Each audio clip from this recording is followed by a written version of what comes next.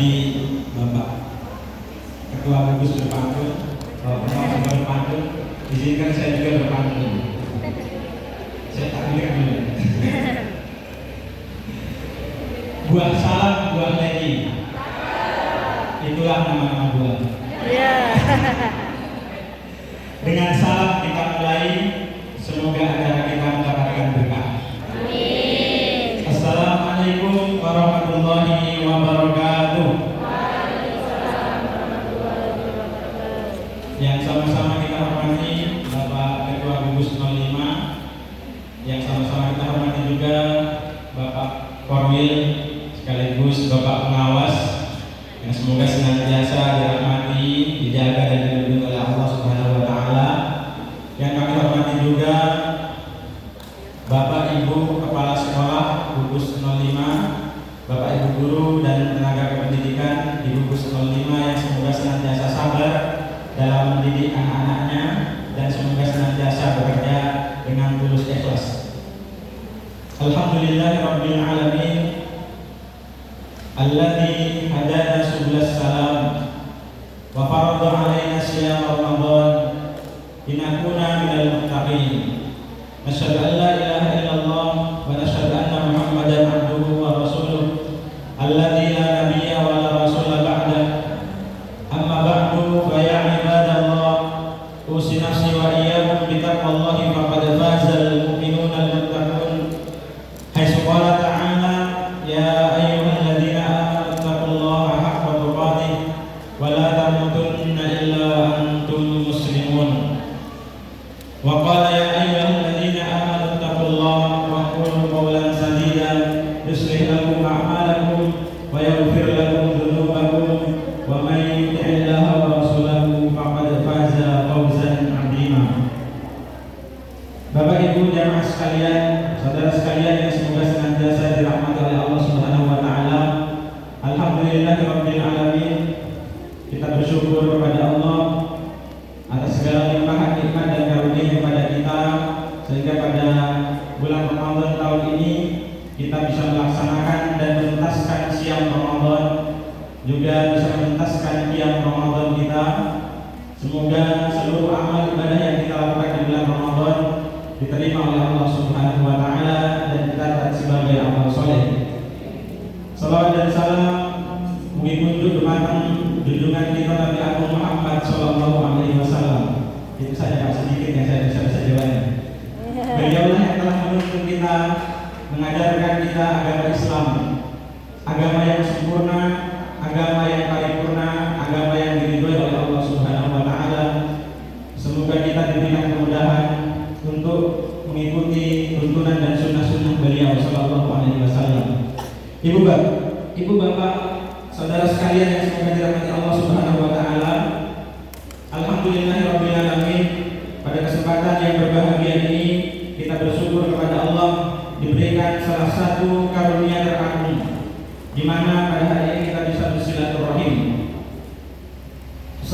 Seorang sahabat pernah bertanya kepada Nabi sallallahu alaihi wasallam, "Ya Rasulullah, akhbirni bi'amalin yudkhiluni al-jannah wa yubaiduni minan nar." Qala ta'budullaha wa la tusyriku bihi syai'a wa tuqimus shalah wa tu'tiz zakah wa tasilur rahim. Muttafaqun alaih. Seorang sahabat pernah bertanya kepada Nabi sallallahu alaihi wasallam, "Ya Rasulullah, kabarkan kepadaku, beritahukan kepadaku amalan yang bisa memasukkan ke dalam surga dan bisa menjauhkan dari neraka."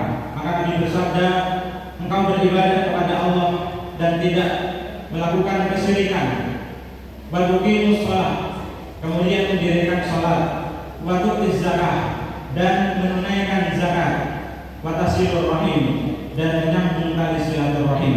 Alhamdulillah, artinya silaturahim itu termasuk salah satu amalan mulia yang bisa mengantarkan seseorang ke dalam surga Allah Subhanahu wa taala. Ibu bapak, saudara sekalian yang semoga dirahmati Allah Subhanahu wa taala. Saya punya asap lambung, Pak. Jadi kalau ngomong itu kadang langsung macet gitu. Asam lambungnya busuk-busuk. Mohon doanya semoga diberikan kesehatan.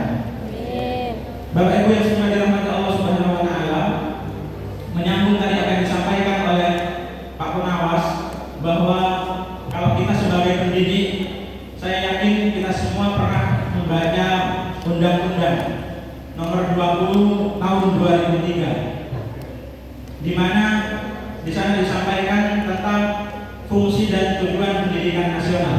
Baik. Nah, fungsi pendidikan nasional sebagaimana sering disampaikan oleh Bapak Mendikbudristek adalah mengembangkan kemampuan dan membentuk watak serta peradaban bangsa yang bermartabat dalam rangka mencerdaskan kehidupan bangsa. Jadi fungsi tujuan pendidikan nasional kita adalah bagaimana mendidik anak-anak generasi Indonesia hebat menjadi generasi yang cerdas dan menjadi generasi yang sehat sehingga bisa memajukan peradaban bangsa. Kemudian yang terpenting adalah tujuan dari pendidikan nasional itu, di mana kalau ini kita baca, kita pahami, kemudian kita praktekkan, maka insya Allah tujuan dari pendidikan itu betul-betul akan tercapai. Tujuan pendidikan nasional adalah mengembangkan potensi peserta didik agar menjadi manusia yang beriman. Nah, yang pertama itu tujuannya adalah mendidik peserta didik agar mereka menjadi peserta didik yang beriman kepada Allah Subhanahu wa taala. Kalau dia muslim, maka bagaimana dia beriman kepada Tuhannya? Beriman kepada Allah Subhanahu wa taala. Kemudian yang kedua bertakwa. Bertakwa, kalau kita melihat penjelasan takwa yang disampaikan oleh Ali bin Abi Thalib radhiyallahu anhu, bahwa takwa itu adalah al-khaufu minal jalil, takut kepada Allah Subhanahu wa taala. Wal qana'atu bil qalil, kemudian menerima pemberian Allah yang sedikit. Qana'ah, apapun yang Allah berikan kepada kita, maka kita terima. Kemudian al-khaufu minal jalil wal qana'atu bil qalil wal isti'dadu li yaumir rahil. Kemudian yang ketiga adalah bagaimana kita mempersiapkan diri kita supaya bersiap untuk menghadapi hari kematian, di mana hari kematian itu adalah hari yang kekal dan kita tidak akan hidup kembali ke dunia. Maka ketika kita mendidik anak-anak kita, pastikan kita mendidik mereka adalah dengan pendidikan keimanan. Jadi apapun tugas kita sebagai guru, apapun kita, tugas kita yang pertama adalah bagaimana kemudian memahamkan anak-anak kita tentang keimanan, di mana keimanan itu adalah salah satu fondasi yang bisa menyelamatkan dia di dunia dan di akhirat. Karena syarat masuk surga ini yang pertama adalah syahadat. Orang mengatakan dia beriman, dia masuk Islam, kalau dia tidak mau bersyahadat, maka berarti ngapusi. Maka syarat satunya pintu untuk masuk Islam itu adalah dengan bersyahadat bahwasanya tidak ada Tuhan yang benar diibadahi dengan benar kecuali Allah dan Muhammad adalah utusan Allah. Beriman, bertakwa kepada Tuhan yang Maha Esa, kemudian berakhlak mulia. Masya Allah. Jadi undang-undang kita itu tidak ada yang menyimpang dari syariat. Karena bagaimanapun kita kemudian mengajak anak-anak kita untuk menjadi anak-anak yang berakhlak mulia. Salah satu amalan yang banyak memasukkan manusia ke dalam surga disampaikan oleh Nabi Shallallahu Alaihi Wasallam adalah taqwallah wa husnul khuluq, takwa kepada Allah dan akhlak yang baik. Maka ibu bapak, berbahagialah kita karena kita ini adalah guru, kita adalah pendidik. Saya juga sebagai guru, panjenengan semua juga sebagai guru. Guru itu banyak sekali keutamaannya. Salah satu pahala jariah yang pahalanya akan terus mengalir sekalipun kita telah tiada, sekalipun kita telah meninggal adalah ilmu yuntafa'u, ilmu yang bermanfaat. Ketika kita mengajarkan ilmu kepada orang, maka sekian banyak pahala yang akan kita dapatkan dari ilmu yang kita ajarkan kepada anak-anak kita. Maka berbahagialah Bapak Ibu sebagai guru. Maka jangan lupa niatkan ketika kita mengajar itu adalah ikhlas mencari ridha Allah. Jangan karena gaji yang didapatkan. Gaji itu adalah sekian. Kalau kita dalam mengajar itu tujuannya untuk mendapatkan gaji, maka kasihan kita, capek. Nah, capeknya itu dibayar dengan gaji itu, tapi di akhirat tidak mendapatkan apa-apa. Kalau kita ikhlas, maka kita mendapatkan gaji, di akhirat juga kita mendapatkan pahala yang sangat luar biasa. Maka sering saya sampaikan kepada teman-teman guru ibu, Bapak Ibu, kalau Bapak Ibu mencari gaji di sini, mencari maisha di sini, maka tidak akan pernah mendapatkan kepuasan. Karena gaji itu hanya balasan di dunia. yang itu kadang cepat juga habisnya. Tapi kalau kita ikhlas, maka itu akan menjadi berkah, dan berkah itu adalah ziyadatul khair, bertambahnya kebaikan. Maka harta yang berkah itu adalah harta yang awet, yang senantiasa kita manfaatkan dalam kebaikan. Begitu juga umur yang berkah adalah umur yang senantiasa dimanfaatkan dalam kebaikan. Mendidik manusia yang beriman, bertakwa, berakhlak mulia, berilmu. Nah, maka setelah kita berikan fondasi keimanan, fondasi ketakwaan, akhlak yang bagus, baru kita tanamkan ilmu kepada anak-anak kita. Karena tugas guru itu tidak hanya transfer ilmu, tapi tugas guru juga adalah bagaimana mendidik anak-anak kita supaya mereka berakhlak yang baik. Ilmunya bagus, akhlaknya bagus, maka insya Allah dia akan jadi pribadi yang baik. Dia akan hormat kepada bapak gurunya, dia akan senantiasa taat ketika diperintah oleh bapak gurunya. Tapi kalau kita hanya transfer ilmu saja, maka anak kita akan susah diatur. Sehingga tadi tidur malamnya itu jam 1 karena sibuk main game. Sholatnya juga kadang sering dilupakan. Maka menjadi guru juga harus membentengi diri dengan akhlak yang baik, karena guru itu digugu dan ditiru. Kalau gurunya suka main game, maka anak-anaknya juga nanti akan main game. Ketika diingatkan oleh orang tuanya kenapa main game, karena guru saya kalau dia istirahat suka main game. Gampang sebenarnya ini guru-guru yang suka main game itu. Kalau HP-nya sudah miring, itu berarti dia nggak mungkin melihat gambar. Itu biasanya main Mobile Legends gitu ya. Ya, ada yang suka main Mobile Legends ya. Kalau anak-anak kecil mainnya Roblox biasanya. Nah, kalaupun anak-anak kita bisa main game itu, sebaiknya dibatasi Bapak Ibu. Karena HP itu bisa membuat kecanduan. Kalau sudah sering main HP, maka dia akan ketergantungan dan susah untuk disembuhkan. Bahkan kemarin ada salah satu jamaah pengajian saya yang menyampaikan, Ustadz, anak saya itu susah tidur. Kemudian dia itu kalau disuruh sama orang tua itu nggak pernah manut. Penyebabnya apa Bu? Kalau di rumah biasanya kebiasaannya apa? Anak saya Ustadz kalau sudah pegang HP itu nggak bisa dipenggal. Jadi kalau sudah main HP udah main sembarang-barang. Bosan nonton YouTube, main game. Bosan main game, nonton YouTube, itu terus. Sehingga kadang orang tuanya ketika belum sudah nggak perhatikan pada. Maka pentingnya sekali untuk memberikan batasan kepada anak-anak kita supaya tidak ketergantungan dengan handphone. Karena HP itu adalah setan bebek. Setan bebek itu ya kalau setan yang tidak nampak itu kan gampang. Kita baca ta'awud, kita baca ayat kursi, insya Allah hilang. Nah, kalau setannya manusia, dengan baca ayat kursi 1000 kali, itu enggak. Kalau setannya manusia, dengan ayat kursi 1000 kali itu enggak akan pindah. Apalagi setan gepeng. Mau kita baca ayat kursi, mau kita baca Al-Ikhlas, Al-Falaq, An-Nas, itu enggak akan pergi-pergi nanti. Kalau setan dari setan kalangan jin itu kan gampang musuhnya. Maka Bapak Ibu, untuk mengusir setan gepeng itu adalah bagaimana kemudian orang tua yang bisa membentengi anak-anaknya supaya tidak ketergantungan dengan HP. Ibu bapak ibu guru pendidik yang semoga senantiasa dirahmati, dimuliakan dan diberkahi oleh Allah Subhanahu wa taala. Kita masuk ke halal bihalal. Kalau kata Ustaz Das Al-Latif, halal bihalal itu bahasa Arab KW. Karena di Arab memang tidak ada istilah halal bihalal. Hanya ada di Indonesia. Halal artinya apa Bu? Pak. Halal artinya halal. Kemudian bi artinya dengan. Halal juga halal. Halal dengan halal. Sehingga tadi kata Pak pengawas, Pak ketua gugus ini kalau halal bihalal itu kosong-kosong. Halal bihalal itu maknanya adalah dari kata hilul. Kalau di Arab ada istilah hilul habil, mengurai benang kusut. Kalau anak kita main layangan, biasanya kalau sudah ditarik itu nanti benangnya ruwet. Sehingga kalau sudah selesai ruknya itu namanya halal. Hilul muskilah, menyelesaikan semua permasalahan. Jadi kalau kita halal bihalal, keluar dari ruangan ini harusnya sudah selesai semua urusan kita. Tidak ada lagi zon, prasangka buruk kepada guru yang lain. Karena yang repot itu kalau ada prasangka buruk antara guru yang satu dengan guru yang lain, sehingga perjalanan di sekolah itu tidak berjalan harmonis. beberapa kali misi di sekolah. Kemudian kepala sekolahnya menyampaikan, Ustadz, program di sekolah kami ini sulit berjalan. Kenapa Pak?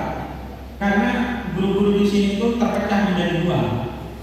Yang satu kelompok guru-guru tua yang susah untuk diajak maju, yang satu yang muda terlalu kencang, sehingga nggak ngaruh. Akhirnya bikin dua kantor.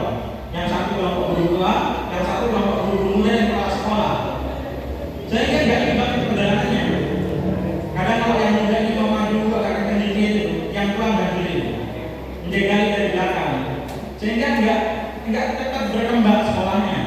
Maka salah satu kunci bagaimana supaya sekolah kita itu maju berkembang dengan baik adalah halal bihalal ini tadi. Selesaikan seluruh permasalahan, baik permasalahan pribadi maupun permasalahan dengan lembaganya. Kalau sama-sama saling ngerasani di dalam hati, itu nggak selesai-selesai nanti. Misalkan guru-guru SD 1 Solo, anak buahnya Pak Jarno ini, nggak senang sama Pak Jarno, tapi dirasani di belakang terus. Pak Jarno dapat pahala banyak, ibu dapat dosanya. Iya, nanti sampai habis kebaikan-kebaikannya ibu diberikan kepada Pak Jarno, kan itu hadisnya. Maka kalau ada masalah dengan kepala sekolah, dengan sesama teman guru, selesaikan langsung 4 mata. Jangan dua di tempat umum ya. Selesaikan 4 mata. Saya itu tadi disampaikan orang Madura. Saya sebenarnya Madura itu.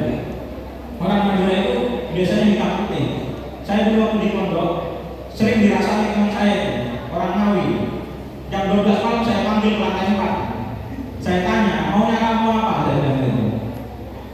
Kalau nggak senang langsung bilang dengan saya, biar kita selesaikan, saya bilang gitu. Akhirnya setelah itu dia jadi baik Pak, kayak saudara sama saya. Sampai sekarang sering nelpon, ya, sering berkabar lewat WA gitu. Sering ngajak main di Solo gitu. Itu kalau kita selesaikan dengan baik, insya Allah nanti akan menjadi saudara. Tapi kalau dipendam, itu nanti masalahnya masih makin besar dan nggak selesai-selesai. Nah, ibu bapak yang sebagai rahmat Allah Subhanahu wa Ta'ala, jadi halal bihalal ini adalah momen untuk menyelesaikan semua masalah kita. Setelah ini, kalau masih ada yang belum ikhlas, datangi orangnya. Ya, datangi silaturahim supaya masalahnya kelar dan tidak menjadi penyakit hati. Orang kalau banyak pikiran itu nanti lama-lama sakit lambung. Berarti Ustaz banyak pikiran. Kalau saya itu masalahnya makanya nggak teratur Bapak Ibu. Waktu di pondok saya suka makan mie instan. Ya karena di pondok itu lauknya tempe silet, tahu silet, saya berbeda kerupuk. Jadi menu saya hari yang dibuka di pondok dulu pagi sama tempe tahu silet, tahu tipis satu. Siang sayur bening sama kerupuk roda itu. Itu dari dulu di pondok itu. Dari zaman pondok sampai kuliah, ya sering makannya seperti itu. Sehingga kadang santri itu kan pengennya enak, mie instan itu enak, sehingga sering makan mie instan.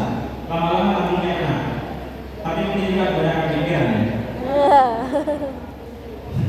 Bapak Ibu yang semoga dirahmati Allah Subhanahu wa Ta'ala, maka halal bihalal ini sebenarnya adalah intinya bagaimana kita mempererat tali ukhuwah persaudaraan kita supaya persaudaraan kita semakin pekat, tidak ada don, tidak ada prasangka buruk kepada saudara kita. Maka ketua gugus mengadakan halal bihalal. Karena kalau silaturahim rumah-rumah ngajarkan semua, saya yakin itu nggak ada waktunya Bu. Paling mungkin kalau SD kelas 1 ya sama-sama SD kelas 1, kalau kain sama kain gitu. Kayaknya jarang untuk ketemu sama seperti ini, lengkap seperti ini. Maka ketua gugus inisiatif untuk mengadakan acara halal bihalal sehingga nanti bisa bersalam-salaman. Ibu bapak yang semoga dirahmati Allah Subhanahu wa Ta'ala, tadi sudah disampaikan oleh Qori, wa'tasimu bihablillahi jami'an wa la tafarraqu, dan berpegang tegurlah kalian pada tali agama Allah dan jangan bercerai-berai. Bercerai itu sakit atau enggak Bapak Ibu? Sakit? Enggak pernah merasakan Ustaz? Ya. Coba tanya sama orang yang pernah bercerai, sakit itu. Bagaimana dia membangun rumah tangga, kemudian harus diakhiri sehingga anak kadang ikut ibunya, kadang ikut bapaknya. Bukan sakit. Sama, umat Islam itu adalah umat wahidah, umat yang satu. Apapun ormasnya, apapun golongannya, apapun partainya, umat Islam itu adalah bersaudara. Ketika dia Muslim,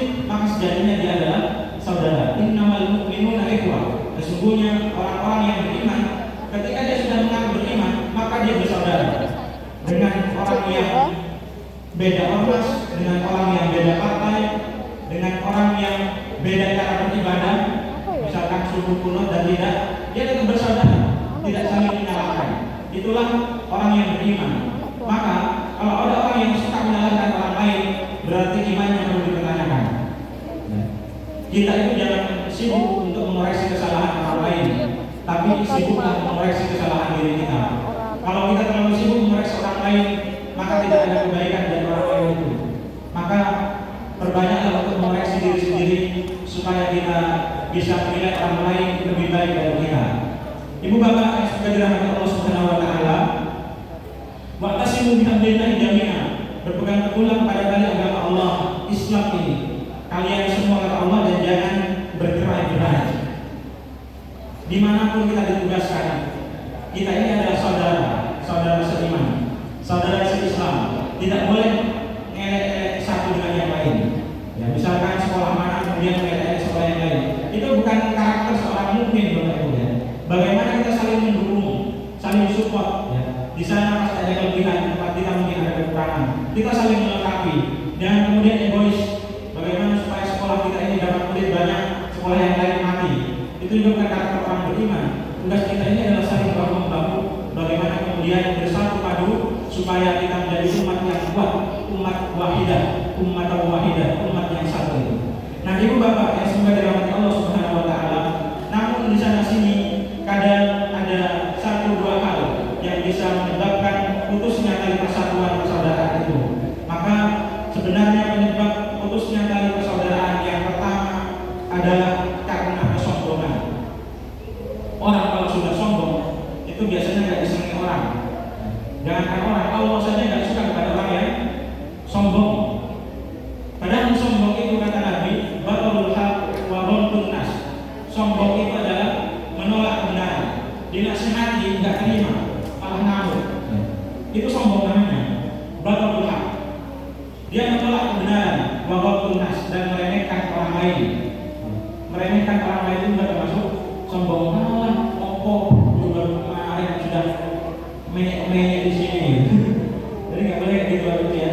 Jadi sombong itu meremehkan orang lain. Bukan kalau kita selama ini mungkin mengartikan sombong itu adalah ketika hartanya banyak kemudian dia bergaya.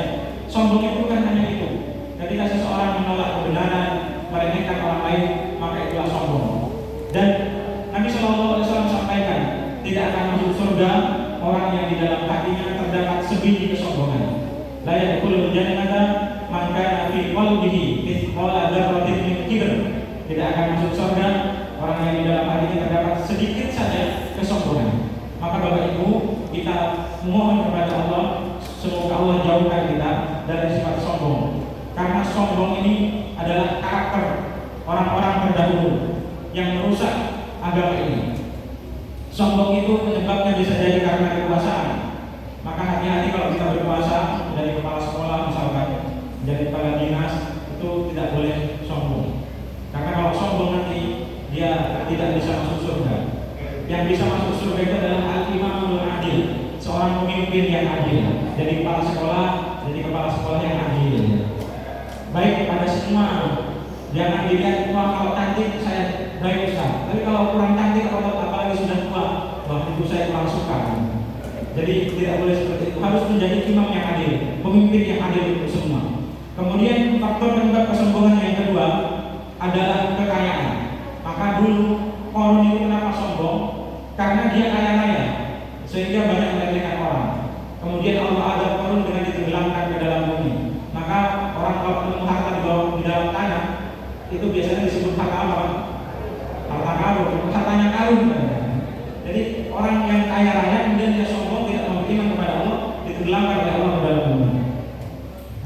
Kemudian bisa jadi penyebab kesombongan yang berikutnya adalah karena ilmu, merasa pintar, merasa pandai, sehingga orang lain dianggap remeh.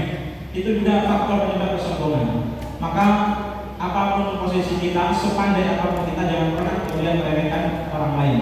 Karena hakikat kita itu semuanya sama di hadapan Allah. Yang membedakan adalah ketakwaan.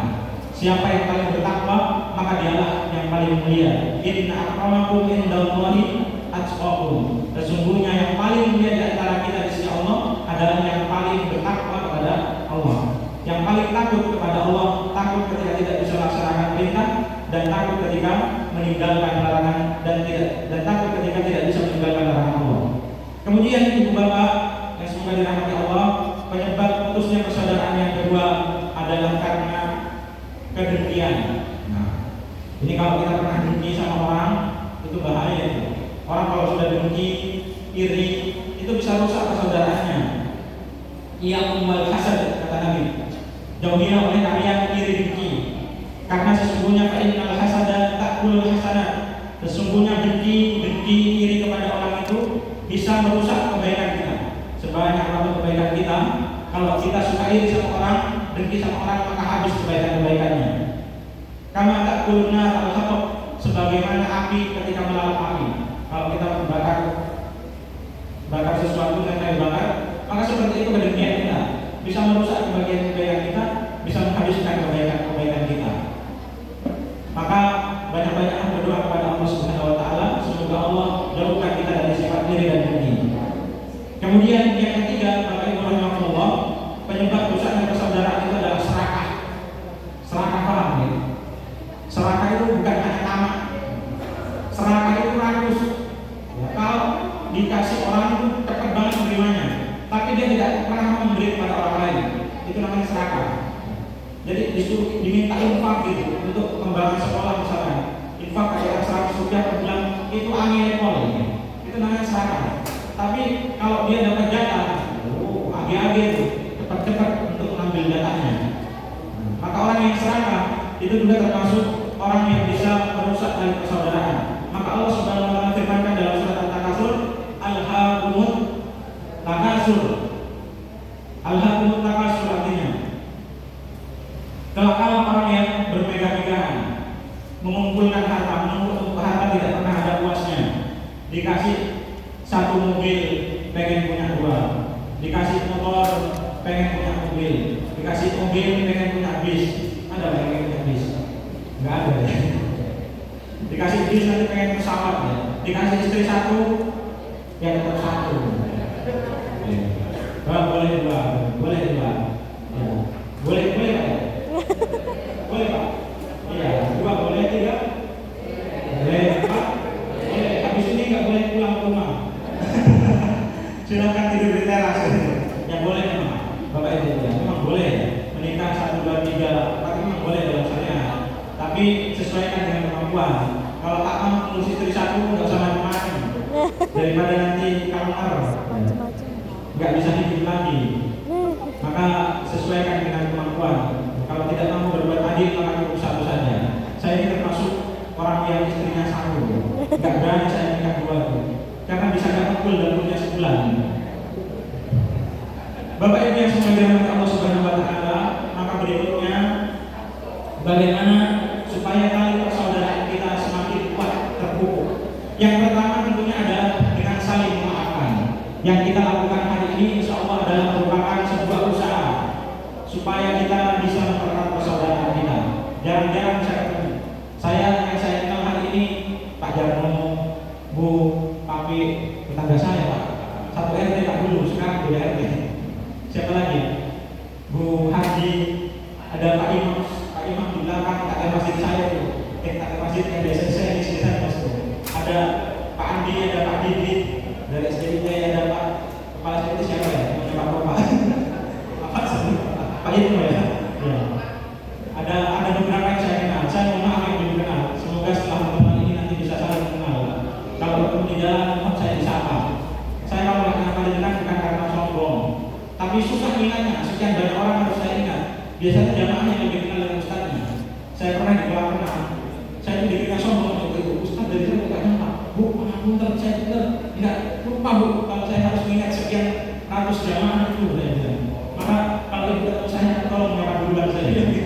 Ternyata ibu itu jamaah mengajar saya. Saya nggak nyapa. Ustaz sombong sekali ya. Padahal saya memang betul dan saya hafal semuanya. Saling memaafkan. Memaafkan itu adalah sifat mulia. Maka kata Allah dalam Al-Quran, wa ta'fu aqrabu lit-taqwa. Dan saling memaafkanlah kalian, karena sesungguhnya dengan memaafkan itu bisa lebih mendekatkan kita kepada tujuannya untuk menjadikan orang yang bertakwa. Maka kalau dengan puasa kita tidak bisa lebih dekat lagi dengan Allah, dengan cara apa Allah mendekatkan kita. Maka jangan sampai selepas Ramadan ini kemudian berlalu pula ketaatan-ketaatan kita. Kata salah seorang ulama, bi'sal qaum la ya'rifuna Allah haqqan illa fi syahri Ramadan.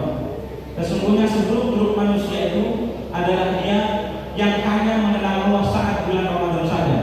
Selepas Ramadan hilang ketaatannya. Selepas Ramadan seakan-akan dia tidak pernah ingat Allah. Yang tadinya sholat biasa sholat ke masjid, begitu Ramadan berlalu sudah tidak pernah ke masjid. Yang di masjid hanya tinggal partai final saja. Orang-orang yang biasanya sholat berjamaah di masjid 3 orang, 4 orang, 5 orang gitu. Nggak tahu yang lain mana yang begitu tarawih itu penuh masjidnya sampai sesak, berdesak-desakan. Begitu selesai Ramadan, sholat isya tinggal berapa orang Pak? Kalau Ramadan hari pertama sampai hari ke-7 itu biasanya penuh. Kalau sudah masuk 10 kedua mulai berkurang, apalagi sampai akhir nanti semakin berkurang. Datang lagi nanti kalau sudah Idul Fitri. Maka kalau sudah Idul Fitri banyak yang mengatakan alhamdulillah sudah merdeka, kembali suci, kosong-kosong habis dosanya. Padahal puasa enggak, sholat enggak, setelah Idul Fitri katanya merdeka, sudah bebas dari dosa. Allahu Akbar. Semoga kita ini termasuk orang yang betul-betul merdeka, menang minal a'idin wal faizin, termasuk orang-orang yang kembali kepada Allah dan orang-orang yang beruntung karena kita menjadi hamba yang taat tidak hanya di bulan Ramadan tapi juga di luar Ramadan. Saling memaafkan itu adalah kunci rekatnya tali ukhuwah persaudaraan di antara kita. Maka yang terbaik kata Nabi adalah yang lebih dulu memaafkan. Jadi jangan menunggu diminta. Wah, saya ini kepala dinas, ngapain saya minta maaf? Harusnya abah saya dong. Itu yang terjadi hari ini. Jadi inisiatif untuk minta maaf lebih dulu, karena Allah mencintai orang yang suka meminta maaf. Jangan kemudian, wah saya ini ustaz, tidak perlu saya minta maaf sama jamaah. Itu sombong artinya. Nah, memaafkan. Yang kedua adalah dengan bersedekah.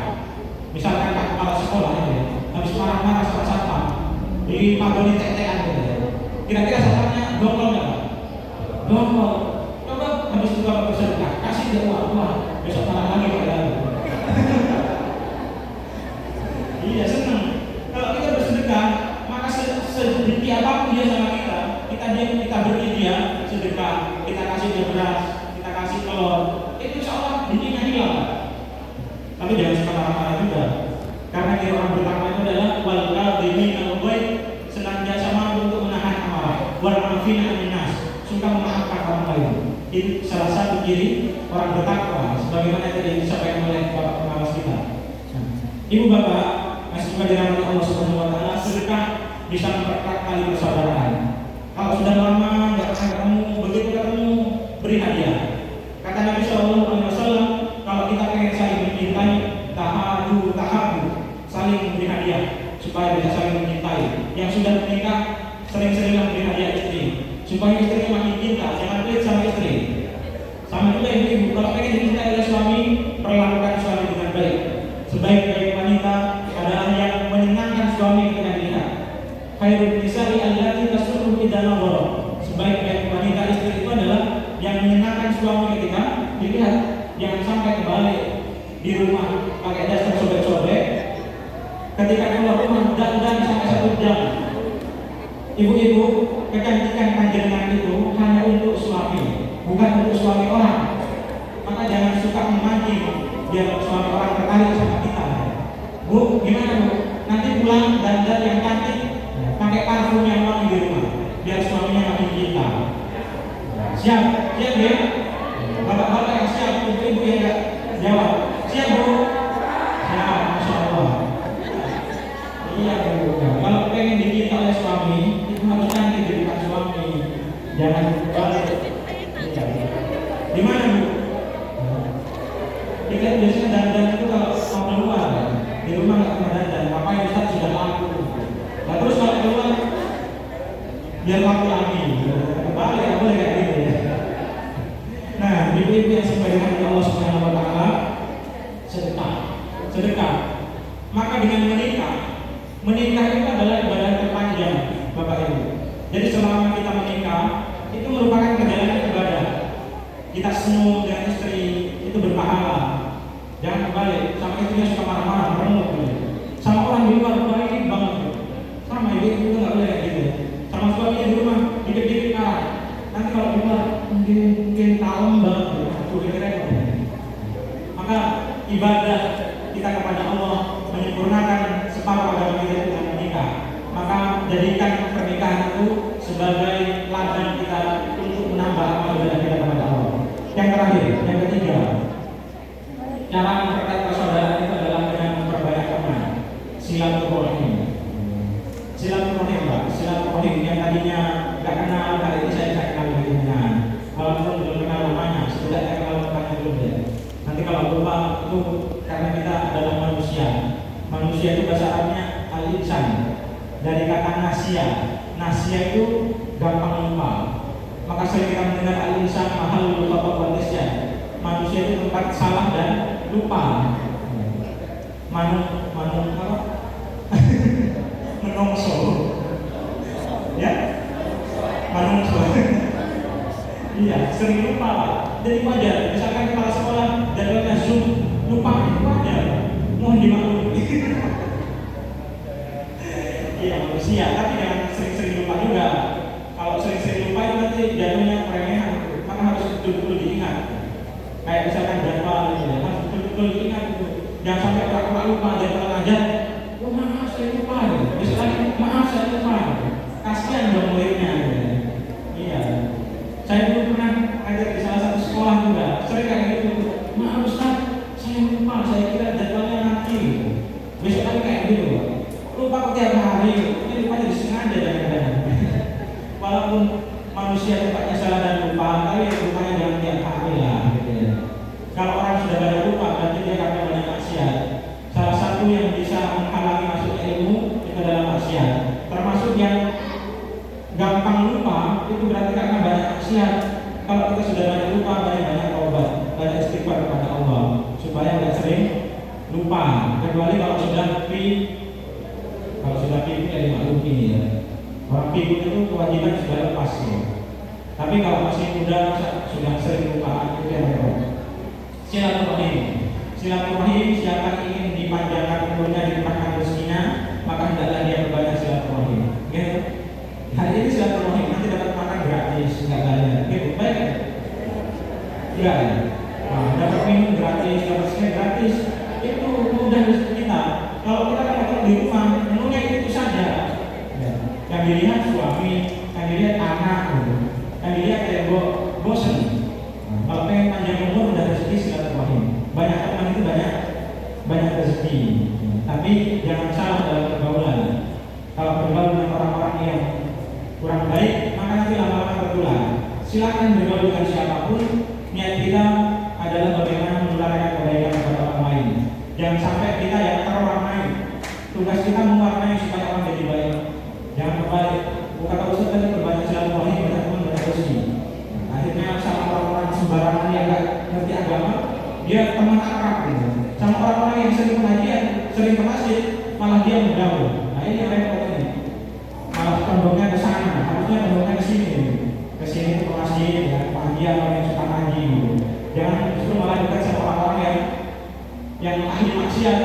Kemarin ada teman saya menikah, nikahnya itu yang kesekian, tujuannya untuk supaya dia insaf. Karena perempuannya ini pekerja malam, dia nikahi, ternyata malah berantakan keluarganya. Bukan mewarnai, tapi dia malah bikin pusing. Bener Pak, udah juga sama saya Pak. Gak kenapa kita nikah lagi Pak, saya bilang gitu. Kalau nggak kuat iman nikah dengan orang seperti itu, nggak bisa kabur gitu. Oke Pak, benar Pak. Jadi menikah itu juga harus pilih-pilih. Maka kata Nabi, tazawwadul walud, menikahlah dengan wanita yang penuh cinta, yang banyak anak. Banyak rezeki. Jadi cukup 2 anak saja. Kurang 2. Perbanyaklah anak karena Nabi itu bangga ketika kaum muslimin nanti banyak anak. Jadi kalau anaknya lebih dari 2, jangan dicaci maki. Ya. Kalau anaknya lebih dari 2, jangan sirik kita.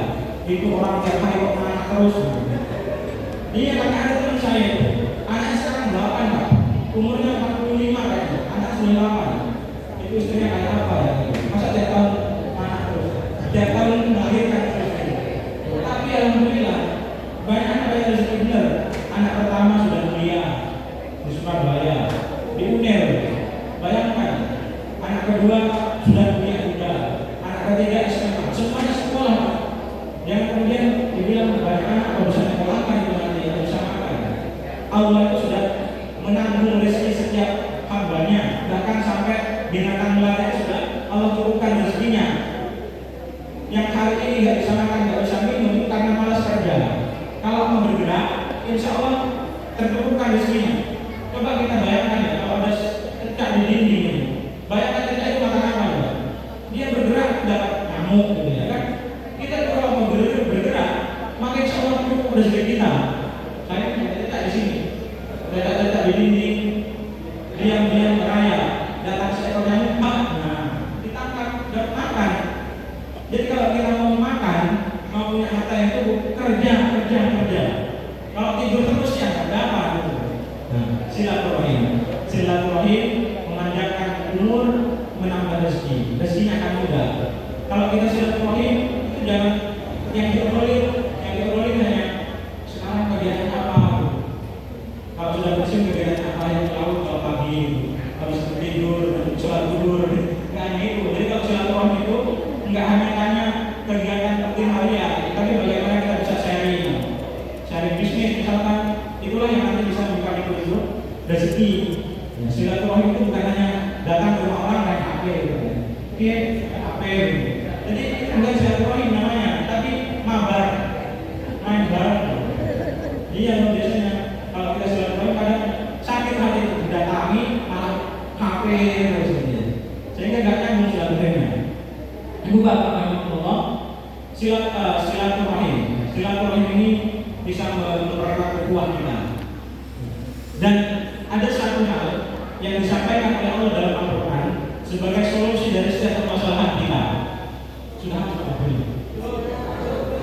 Terus saya nggak buat terus. Ya, saya sampaikan yang terakhir. Sungguh ya mas ya, sama saya tugas di sini tadi sungguh banget. Alhamdulillah pindah ke sini ada kelas itu. Saya tadi di sini fokus-fokus, gobios. Alhamdulillah ini berkahnya jadi ustaz. Apa yang pengen nggak suka jadi ustaz sini dengan saya? Dulu ada seorang yang bertanya kepada seorang ulama yang bernama Imam Al-Hasan Al-Basri. Dia mengadukan tentang permasalahannya. Orang pertama datang mengadukan tentang dia nggak punya keturunan. Iya, nggak punya keturunan. Ada yang nggak punya keturunan. Semoga Allah segera karuniakan. Punya keturunan itu syaratnya apa yang pertama? Nikah. Kalau nggak nikah ya nggak akan punya keturunan. Nikah. Nah ini sudah nikah, tapi bertahun-tahun nggak punya anak. Apa kata Imam Al-Hasan Al-Basri? Perbanyak istighfar. Terus orang kedua datang, wahai Imam, saya ini punya kebun, saya nanam banyak pohon, tapi nggak pernah berbuah, kering terus. Kira-kira apa penyebabnya? Amalan apa yang harus saya lakukan? Perbanyak istighfar. Itu kata Imam Al-Hasan Al-Basri. Kemudian orang ketiga datang, wahai Imam, saya sudah bekerja, saya sudah rajin bekerja, tapi rezeki saya seret, gitu-gitu aja. Mau beli mobil nggak bisa, dulu nggak ada mobil. Maka apa kata Al-Hasan Al-Basri? Perbanyak istighfar terus. Sampai muridnya itu kaget. Ini jangan-jangan dulu saya nggak punya ilmu. Masa orang datang istighfar, datang lagi istighfar. Apa yang tenang gitu? Beliau menyampaikan seperti itu karena memang Allah berfirman, "Faqul tastaghfiru rabbakum innahu kana ghaffara." Istighfar karena Allah Maha Pengampun. Yursilis sama alaikum midrara. Niscaya Allah akan turunkan hujan, yang hujan itu membawa berkah. Ya. Wa yumditkum bi amwalin wa banin. Allah akan karuniakan harta dan anak-anak. Maka yang tidak punya anak, kalau sudah ke dokter kemana-mana, sudah terapi kemana-mana, perbanyak istighfar. Jangan cuma 15 kali dalam sehari. Karena sholat sehari 5 kali, setiap habis sholat istighfar 3 kali. Kurang. Nabi istighfar dan bertawab kepada Allah dalam sehari minimal 100 kali. InsyaAllah. Maka kalau kita hari itu istighfar, perbanyak istighfar sampai pulang istighfar. Semoga pulang-pulang di rumah dapat rezeki lagi. Wa yumditkum bi amwalin wa banin wa yaj'al lakum jannatin wa yaj'al lakum anhara. Allah akan jadikan untuk kalian jannah, kebun-kebun Allah berikan sungai-sungai yang air sungai itu mengalirkan air keberkahan, digunakan untuk menyiram tanaman yang berbuah, tanaman yang subur. Itu manfaat daripada istighfar.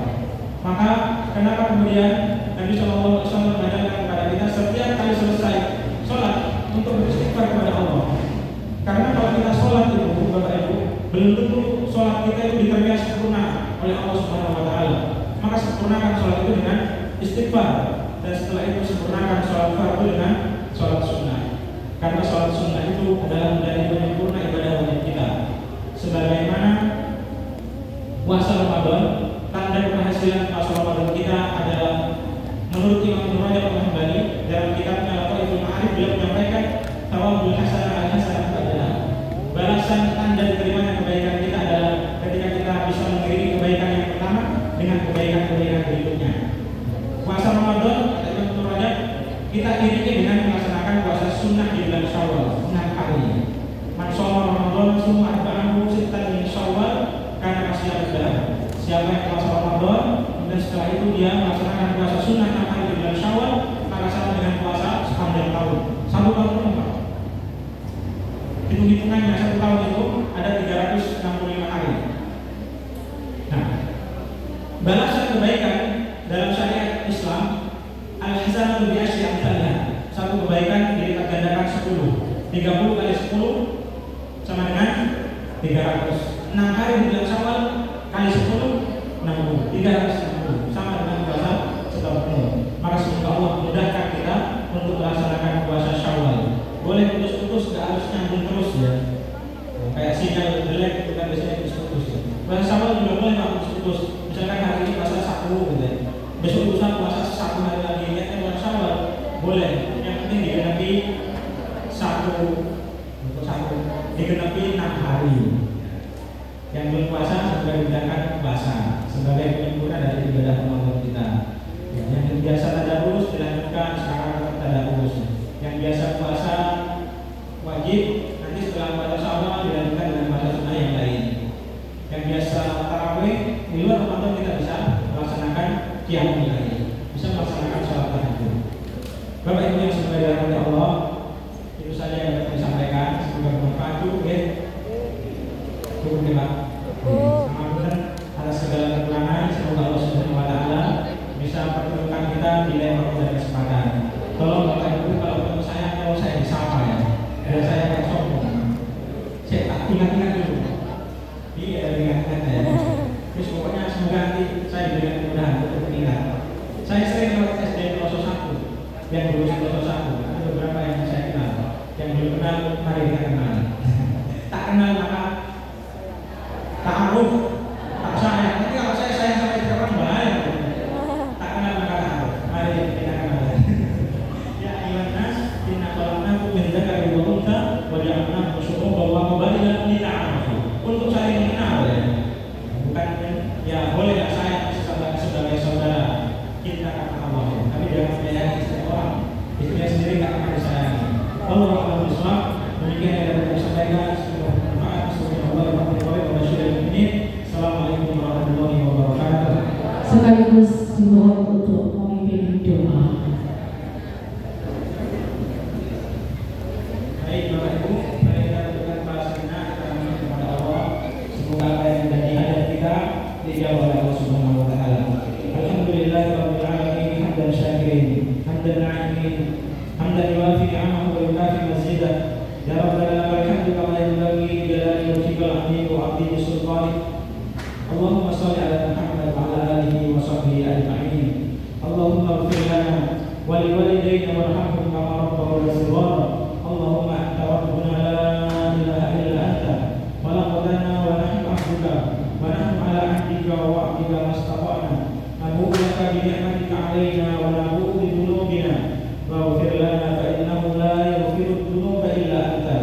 Allahumma aslih lana dinana alladhi huwa 'ismatu amrina wa aslih lana dunyana allati fiha ma'ashuna waj'alil hayata ziyadatan lana fi kulli khair waj'alil mauta rahatan lana min kulli syarr. Rabbana hab lana min azwajina wa dhurriyyatina qurrata a'yun waj'alna lil muttaqina imama. Rabbana zalamna anfusana wa illam taghfir lana wa tarhamna